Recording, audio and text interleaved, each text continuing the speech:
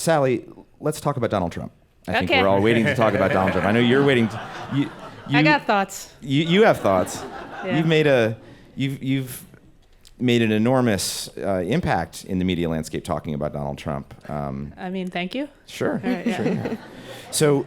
So for Donald Trump, it seems to me political correctness is a buzzword for cohesion, right? When he says it in front of crowds, and it seems to be almost a branding concept that brings people together for him. What do you think that Donald Trump is saying to his people when he decries political correctness or says we're sick of PC? Because he says it about so many different things. Yeah. It's not about that thing. It's about a subtext, it seems to me. What's it about? I agree with you. It is entirely subtext, and I should say it remains I just went to a Trump rally last week. It remains one of his biggest applause lines. It's right up there with "Build the Wall." It's too much political correctness, whatever, and the crowd cheers. Otherwise, it's all the anti-Hillary things that they mostly go wild for. I actually don't think there's much mystery to this one.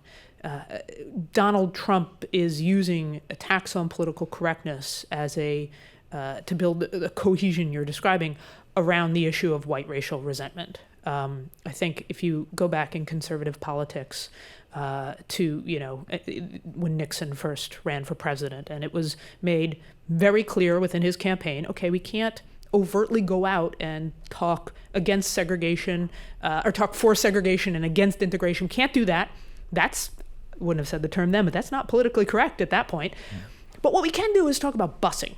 So Nixon could go out and he could say, I'm against busing. And he would go into, white communities, white urban communities that were having black folks had been moving into after the South. And he'd say, I'm against busing. He didn't have to actually talk about race. You could just say busing. And you don't have to believe me. His advisors, Nixon himself, afterwards said that's what he was doing. It was a code word. Their words, not mine. Same thing Reagan, when Reagan was running, he couldn't, it was unpopular. It was politically unacceptable, thankfully, to inveigh against, lazy black folks.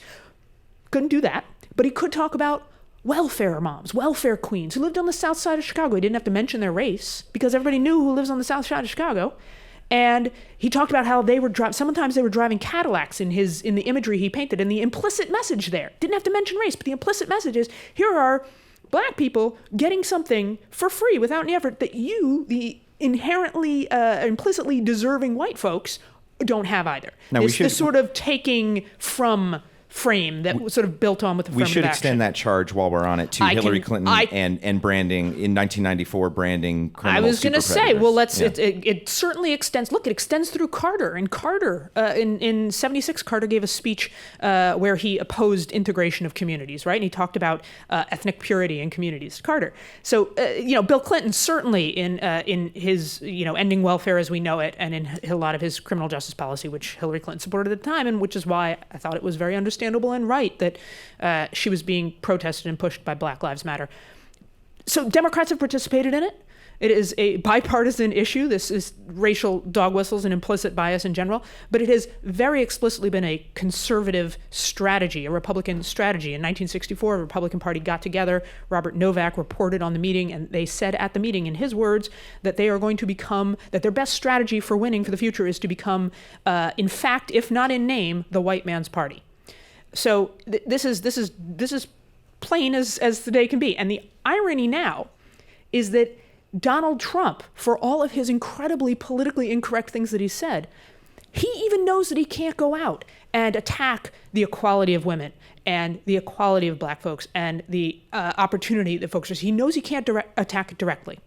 So what he does, echoing what many on the right do, is attack political correctness. It's not that I believe those horrible things, but I should be able to say them or something, right? And it's a way of reflecting this notion of this, talking about the sort of mythical idea of reverse racism, and that suddenly in our country we have this eking, painful, small progress toward equality for some, and therefore those who've traditionally been empowered, again, mostly straight white men, are feeling oppressed. I should note here that 40% of Trump supporters believe that minorities in America have too much power right now. 40%. That's what's going on. That's what this election's about, and that's what he's talking about.